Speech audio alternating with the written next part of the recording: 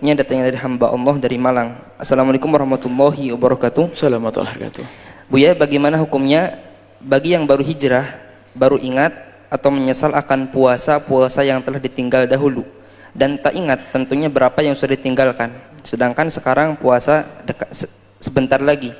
Haruskah diqadha Buya akan puasa yang bertahun-tahun telah lewat? Mohon pencerahannya Buya, dan diharapkan dibuat di YouTube Buya agar saya bisa menonton. Semoga selalu dalam perlindungan Allah. Baik saudara-saudaraku yang dipilih oleh Allah untuk hijrah, Anda istimewa. Anda istimewa. Kalau orang biasa di lingkungan baik melakukan kebaikan karena sudah terbiasa. Tapi istimewa bagi Anda yang biasa di lingkungan tidak baik, kemudian Anda menuju kebaikan. Luar biasa. Yang lain biasa, Anda luar biasa. Kisah banyak hijrah. Sayyidina Umar bin Khattab sangat memusuhi Nabi menjadi pecinta Nabi. Targetnya memenggal leher Nabi menjadi pembela Nabi. Anda pun juga harus seperti itu. Maka saudari-saudari, saudara-saudaraku yang hijrah, Anda dipilih oleh Allah. Maka bersyukurlah atas pilihan ini. Dan jaga. Dan jadikan kebanggaanmu dengan hijrah. Sehingga Anda tidak akan melirik lagi dengan masa lalu. Nah, kemudian untuk hijrah ini, mari kepada asatid, ustadz semuanya, perluas jalan hijrah dan permudah jalan hijrah. Jangan Anda persulit urusan hijrah. Maka kami sampaikan, yang punya tato nggak usah dihapus tatonya. Kalau memang mau hapus tato dengan susah payah, satu. Adapun yang punya hutang sholat, bahasa fikih. Fikih itu adalah fikih.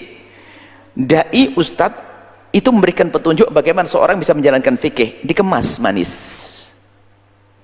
Bahasa fikihnya adalah siapapun yang meninggalkan puasa atau sholat ya tanpa ada udzur, maka wajib diqadha dengan fauron, dengan spontan, dengan kontan. Artinya sepanjang waktu dia harus sholat dan setiap saat harus puasa. Balik nanti dia, nggak hijrah lagi dia. Itu kan bahasa fikih, tapi perlu dikemas. Bukan dikemas maksudnya dirubah, tidak. Kita sodorkan kepada orang hijrah dengan indah, agar mereka mau mengambil fatwa tersebut, tapi hati mereka tetap bangga dan tidak capek.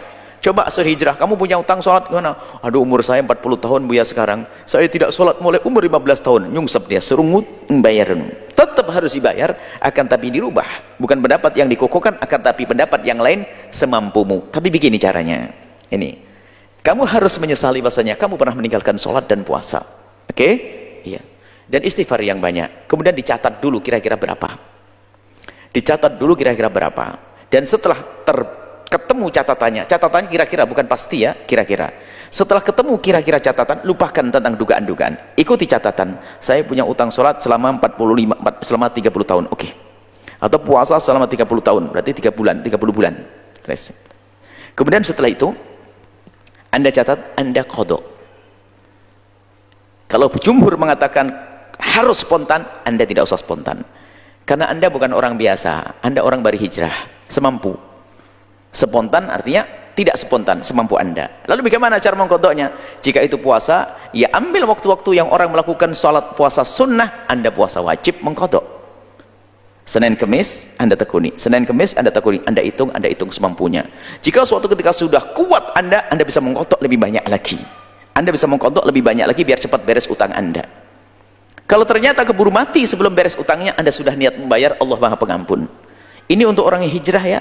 Jangan hijrah dibebani, awas kamu harus begini.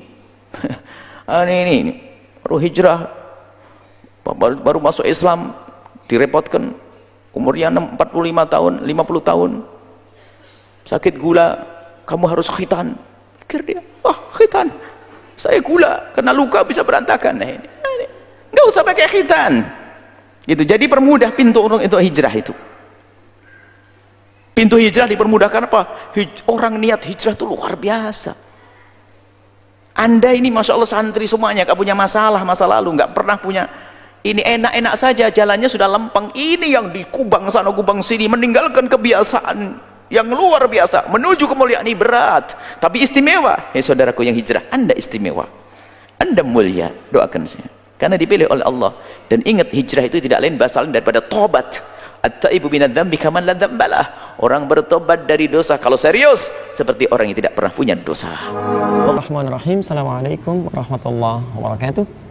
Alhamdulillah, Assalatu wassalamu ala rasulillah wa ba'd. Sahabat Detik dimanapun Anda berada, telah sampai pertanyaan kepada kami terkait dengan persoalan Ramadan yang menghadirkan solusi dari Al-Quran dan Sunnah Rasulullah SAW. Kita coba bacakan dan kita coba hadirkan beberapa solusinya. Dari saudari Ananta di Twitter, Ananta 212, Ustadz, jika tahun yang lalu belum bayar puasa yang bolong dan sudah tidak ingat berapa kali bolongnya, itu bagaimana? Baik, pertanyaannya kenapa saat orang lain puasa Anda bisa bolong? Saat orang lain mengerjakan ketaatan kepada Allah, Anda meninggalkan. Apa masalahnya? Maka dari sini, pertama syukuri dulu bahwa Anda mau bertanya, artinya ada petunjuk dari Allah yang sayang dengan Anda, membuat Anda berubah lebih baik. Syukuri dulu itu. Kemudian yang kedua, bertobatlah kepada Allah Subhanahu wa Ta'ala, berjanji tidak mengulangi dan tampilkan yang lebih baik daripada sebelumnya. Quran surah keempat ayat ke-17. Innamat taubatu 'ala Allahi lil ladzina ya'maluna su'a bi jahalatin tsumma yatubuna min qarib. Sungguh taubat yang diterima oleh Allah adalah orang yang pernah berbuat salah. Memang tidak ada manusia yang sempurna, pasti pernah salah. Tapi orang terbaik ketika salah dia mau kembali kepada Allah, lalu mempercepat perbaikan-perbaikan dirinya. Pertama saya ucapkan selamat kepada Anda karena Anda telah diberikan kebaikan oleh Allah dan Anda mau berubah. Lalu bagaimana cara menggantinya? Ayyam ma'dudat. Hari-hari selain Ramadan Anda ganti. Usahakan dan Anda perkirakan, takdirkan. Ya, berapa kira-kira saya pernah meninggalkannya, lalu coba Anda maksimalkan. Ya, Anda bisa memprediksi itu, walaupun jumlahnya tidak diketahui, tapi umumnya Anda bisa pahami. Lalu Anda mulai tunaikan, ganti puasa itu, bisa Anda mulai di Senin, kemudian Kamis, karena umumnya orang lain banyak yang puasa, sehingga terasa lebih ringan bagi Anda untuk menunaikannya. Senin, niatkan puasa mengganti. Kamis, niatkan puasa mengganti. Setelah terbiasa, mungkin Anda bisa latih dengan puasa Daud. Yang paling penting, ingat betul ini, Allah tidak butuh dengan puasa Anda. Allah tidak butuh dengan puasa Anda.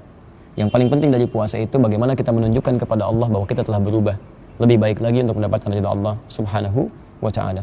Jadi silahkan Anda ganti qada puasa, prediksikan oleh Anda, ya sedapat mungkin Anda tunaikan walaupun belum mengetahui jumlah pastinya. Mudah-mudahan jikapun kita sedang menunaikan, diwafatkan oleh Allah, Allah menerima taubat kita dan amalan kita diterima dan wafat dalam keadaan husnul khatimah. Bagaimana jika ada hutang-hutang puasa karena haid yang belum dibayar selama bertahun-tahun? Memberi makan anak yatim atau berpuasa? Mesti diqadha. Diqadha, qadha itu diganti. Bukan qadha, qadha suci. Qadha. Ibu-ibu yang punya utang puasa 90 hari. Loh, kok 90 hari? Pas mengandung anak 30 hari. Menyusukan tahun pertama 30 hari. Menyusukan tahun kedua 30 hari. Mau mengganti, lahir pula adiknya. Kalau suami tadi soleh, maka diingatkannya, Adinda, kau sudah qadha, gantilah puasamu Adinda. Tapi kalau dapat laki Fir'aun, apa wanita makan-makan? Aku puasa bang. Apa puasa-puasa? Mengganti puasa anak kita. Apa puasa-puasa? Ibu harus menjawab, aku puasa ini gara-gara abang.